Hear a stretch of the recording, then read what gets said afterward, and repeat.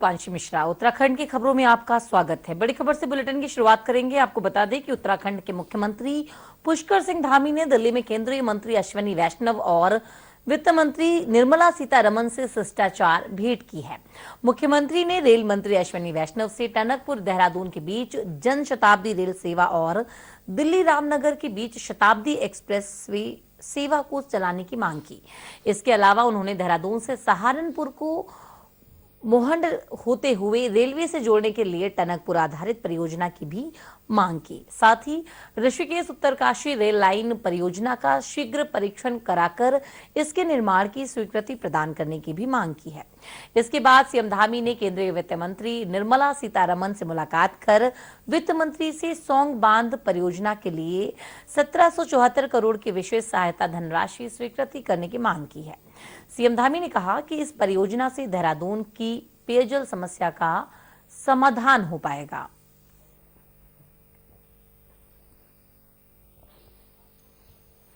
और हमारे साथ में जुड़ रही हैं एसोसिएट एडिटर ज्योत्सना। आज सीएम पुष्कर सिंह धामी ने अश्विनी वैष्णव और निर्मला सीतारमण से मुलाकात की है। कैसी रही ये मुलाकात, क्या कुछ बातचीत हुई इस मुलाकात में? जी देखिए, आप जानते हैं कि मुख्यमंत्री 3 दिनों से देहरादून दिल्ली में मौजूद हैं और लगातार यहाँ मीटिंग का दौर जारी है। और सबसे पहले प्रधानमंत्री से लंबी मुलाकात हुई। उसके बाद जो मुख्य बिंदु थे राज्य के, उसे लेकर के रेल मंत्री और वित्त मंत्री से मुलाकात हुई है। वित्त मंत्री से मुलाकात के लिए जहां उन्होंने मुख्यमंत्री ने सौंग जो परियोजना है उसे लेकर भी बात की और उस परियोजना में लगभग 1774 करोड़ की राशि खर्च होनी है, जिसमें भारत सरकार से अनुरोध किया है कि वो भारत सरकार की जो वित्त पोषित योजनाएं होती हैं उसमें उसको इंक्लूड करे और ये योजना बहुत ही महत्वाकांक्षी है। इसके अलावा मुख्यमंत्री ने कई और बिंदु वित्त मंत्री के सामने रखे ताकि राज्य को ज्यादा से ज्यादा वित्तीय मदद केंद्र की तरफ से मिल सके। वहीं अगर रेल मंत्री से मुलाकात की बात करूं तो उत्तराखंड में रेल नेटवर्क धीरे धीरे तैयार किया जा रहा है। आप जानती हैं कि कर्णप्रयाग से ऋषिकेश जो कर्णप्रयाग रेलवे मार्ग है उसमें इस समय काम बहुत जोर शोर से चल रहा है। बहुत ही महत्वाकांक्षी प्रोजेक्ट है। इसके अलावा मुख्यमंत्री ने कई नई जो रेल परियोजनाएं हैं या रेल सर्विस है उनको शुरू करने की मांग की है। खास तौर पर टनकपुर से देहरादून के लिए जनशताब्दी की बात की है, तो वहीं दिल्ली रामनगर के बीच शताब्दी एक्सप्रेस की बात की है और साथ ही ये मांग भी की है कि अभी तक जैसे सहारनपुर से जो ट्रैक है, सहारनपुर से हरिद्वार और हरिद्वार से देहरादून आना पड़ता है, जबकि सहारनपुर से अगर वैसे देखें तो लगभग 1 घंटे की दूरी है। तो उन्होंने मांग की है कि एक नई रेल लाइन इधर बिछाई जाए सहारनपुर से सीधे देहरादून के लिए। वहीं एक वंदे भारत एक्सप्रेस उन्होंने हरिद्वार और वाराणसी के बीच चलाने की मांग की है। तो कुल मिला के कह सकते हैं कि मुख्यमंत्री अपने दिल्ली दौरे पर बिल्कुल सीएम पुष्कर सिंह धामी लगातार दिल्ली दौरे पर हैं और लोगों से मुलाकात कर रहे हैं। जैसा कि आज उन्होंने निर्मला सीतारमण से भी मुलाकात करी है और अश्विनी ने भी बिल्कुल वैष्णव जी से भी मुलाकात करी है और तमाम योजनाओं को लेकर भी बातचीत हुई है। जी ज्योत्सना।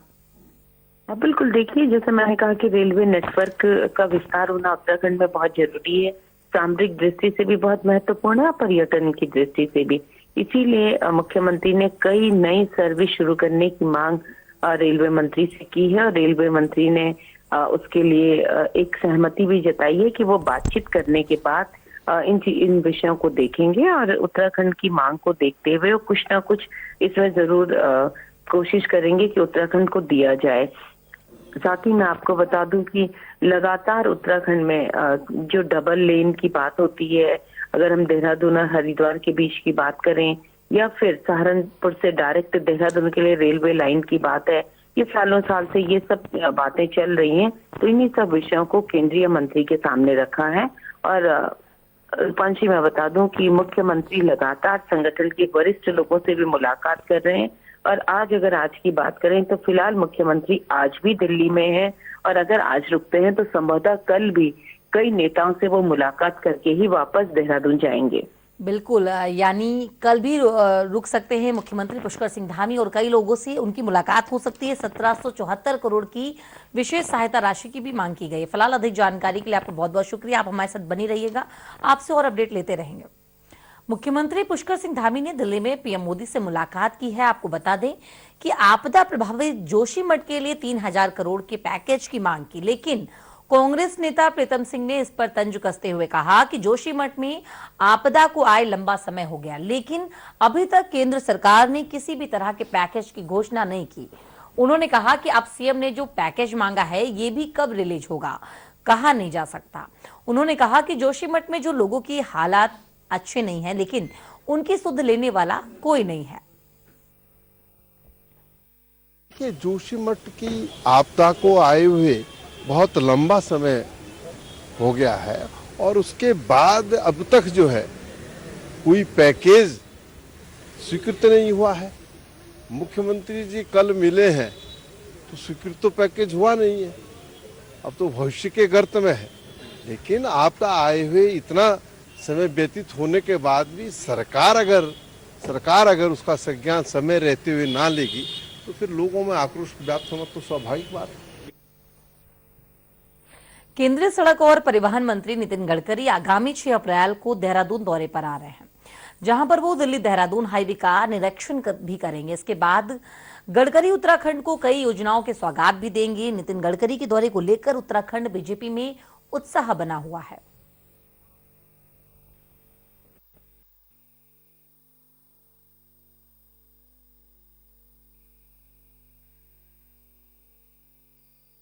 देखिए, अपने देश के यशस्वी परिवहन मंत्री माननीय नितिन गडकरी जी का उत्तराखंड दौरा प्रस्तावित है। जो सूचनाएं प्राप्त हुई हैं उसके अंतर्गत उनका एक तो जो नेशनल हाईवे जो एक्सप्रेस हाईवे बन रहा है दिल्ली देहरादून का, उसका उन्होंने स्थल निरीक्षण करना है। दूसरा, उन्होंने देहरादून में जो केंद्र के जो योजनाएं उनके विभाग से संबंधित है उनकी समीक्षा बैठक करनी है। नए कुछ सौगात उत्तराखंड को देंगे और पहले ही नितिन गडकरी जी ने उत्तराखंड के लिए ऑल वेदर सड़क है, दूसरे जो हमारे स्टेट हाईवे थे उनको नेशनल हाईवे में किया है, बड़े बड़े ब्रिज उन्होंने सैंक्शंस किए हैं। तो उनका उत्तराखंड के प्रति जो स्नेह और प्रेम है और जो उन्होंने उत्तराखंड के लिए काम किया है, कार्यकर्ता उनके कार्यक्रम को लेकर उत्साहित है, राज्य की जनता भी उनके कार्यक्रमों को लिए उत्साहित। नितिन गडकरी के दौरे को लेकर कांग्रेस नेता प्रीतम सिंह ने कटाक्ष किया है। प्रीतम सिंह का कहना है कि उत्तराखंड की सड़कों की हालत आज भी जस की तस है, सड़कों की हालत आज भी खस्ता हाल है। उनका ये दौरा महज खाना पूर्ति होगा।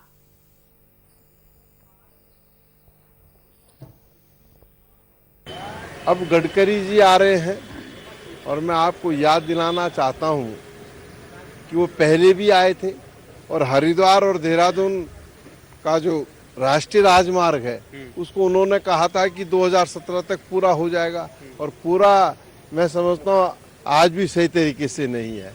हालात बद से बदतर है। राज्य सरकार कहती है कि हम प्रदेश के अंदर जितनी सड़कें हैं उनको गड्ढा मुक्त करने का काम करेंगे। स्थिति ये है, कहीं पर ये पता नहीं चलता है कि सड़क में गड्ढा है या गड्ढे में सड़क है। कब भरेंगे कब करेंगे कुछ पता नहीं है। गडकरी जी आ रहे हैं, गडकरी जी भी जुमलेबाजी करके चल। आखिर लंबी कानूनी लड़ाई लड़ने के बाद राजीव भरतरी ने फिर से उत्तराखंड का प्रमुख वन संरक्षक का पद संभाल लिया। कोर्ट के आदेश के बाद भरतरी को फिर से प्रमुख वन संरक्षक बनाया गया है। दरअसल 25 नवंबर 2021 को अनियमितता के आरोप में उन्हें पद से हटा दिया गया। इसके बाद भरतरी ने लंबी कानूनी लड़ाई लड़ी और आखिरकार उन्हें इस लड़ाई में जीत हासिल हुई है। हालांकि राजीव भरतरी का कार्यकाल 30 अप्रैल को पूरा होने जा रहा है। वहीं दोबारा वन संरक्षक का पदभार संभालने के बाद राजीव भरतरी ने कोर्ट के साथ ही राज्य सरकार का भी धन्यवाद किया है।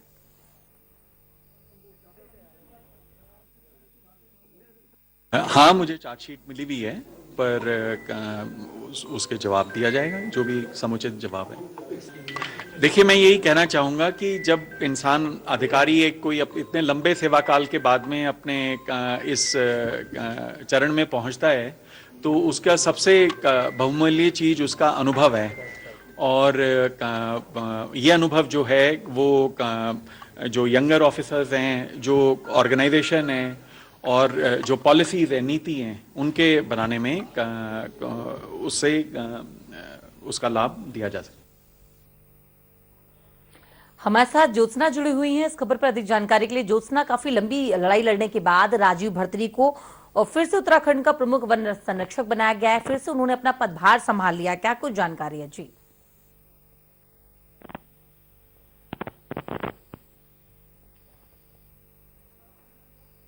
ज्योत्सना, आपको हमारी आवाज आ रही है?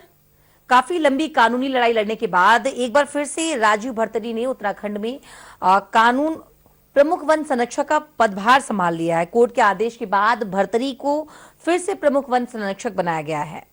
ज्योत्सना, और क्या कुछ जानकारी मिल पा रही है?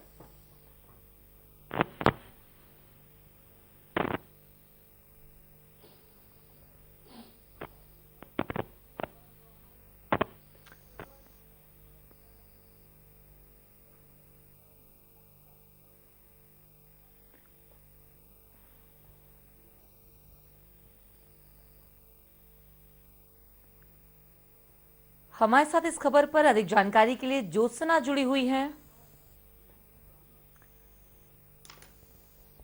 एक बार फिर से आपको बता दें कि आखिर लंबी कानूनी लड़ाई लड़ने के बाद राजीव भरतरी ने फिर से उत्तराखंड का प्रमुख वन संरक्षक का पदभार संभाल लिया। कोर्ट के आदेश के बाद भरतरी को फिर से प्रमुख वन संरक्षक बनाया गया है। दरअसल 25 नवंबर 2021 को अनियमितताओं के आरोप में उन्हें पद से हटा दिया गया था और इसके बाद भरतरी ने लंबी कानूनी लड़ाई लड़ी है और आखिरकार उन्हें इस लड़ाई में जीत हासिल हुई।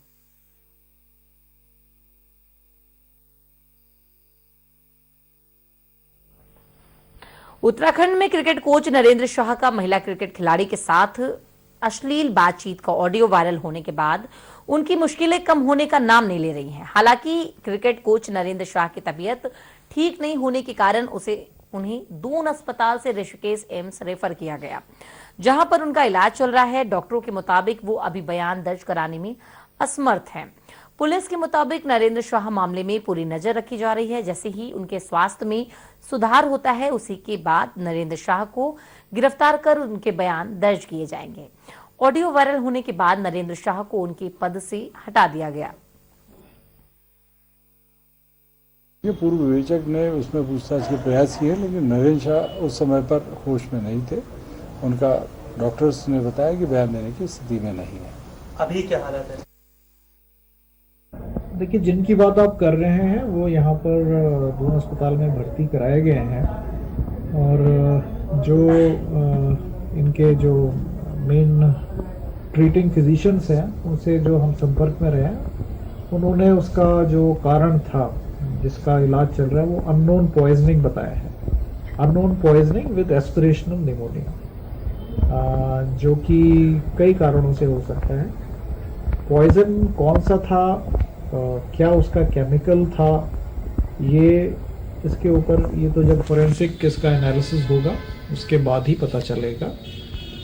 जहाँ तक उनका गैस्ट्रिक एस्पिरेट्स जो हम लोग लेते हैं, पेट से जो पॉइजन निकाल करके रखते हैं, वो हमने उसको प्रिजर्व कर दिया है। वो फोरेंसिक एनालिसिस पे जाएगा, तब हमें पता लग पाएगा कि उसकी किस तरह का वो पॉइजन था। जहाँ तक उनके स्वास्थ्य की स्थिति का सवाल है, मुझे बताया जा रहा है कि वो डेफिनेटली उनमें सुधार आया है। उधम सिंह नगर रुद्रपुर में साइबर थाना पुलिस ने ट्रेजरी अधिकारी बनकर रिटायर्ड सीएमओ से लाखों की ठगी करने वाले एक आरोपी को पश्चिम बंगाल से गिरफ्तार किया। आरोपी के कब्जे से 2 मोबाइल, 16 सिम कार्ड और 6 डेबिट कार्ड बरामद हुए हैं। साइबर के सीओ सुमित पांडे की खुलासा करते हुए बताया कि रिटायर्ड चिकित्सा अधिकारी ने ठगी का मुकदमा दर्ज कराया था। आरोपी की गिरफ्तारी के लिए टीम को कोलकाता और बिहार में भेजा गया था, जहां पर ठग द्वारा इस्तेमाल किए गए एटीएम के सीसीटीवी फुटेज की जांच की गई, जिसमें आरोपी की पहचान कर उसे पश्चिम बंगाल के एक फ्लैट से गिरफ्तार किया गया। फिलहाल पुलिस इस पूरे मामले की जांच कर रही है।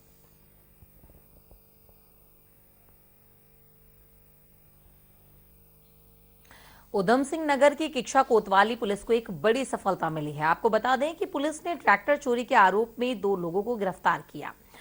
पुलिस ने उनकी निशानदेही पर चोरों के ट्रैक्टर को कृषि यंत्र के साथ बरामद किया। बताया जा रहा है कि आरोपी किसान के यहां पर कुछ महीने नौकरी करने के बाद किसान की 12 लाख के ट्रैक्टर को चोरी कर लिया। इस मामले में पीड़ित किसान पवन की शिकायत के बाद पुलिस ने टीम का गठन कर मामले में जांच शुरू कर दी थी। वहीं एसपी सिटी ने बताया कि आरोपियों के खिलाफ लूट, मारपीट, चोरी जैसे कई मुकदमे दर्ज हैं। फिलहाल पुलिस मामले में जांच कर रही है।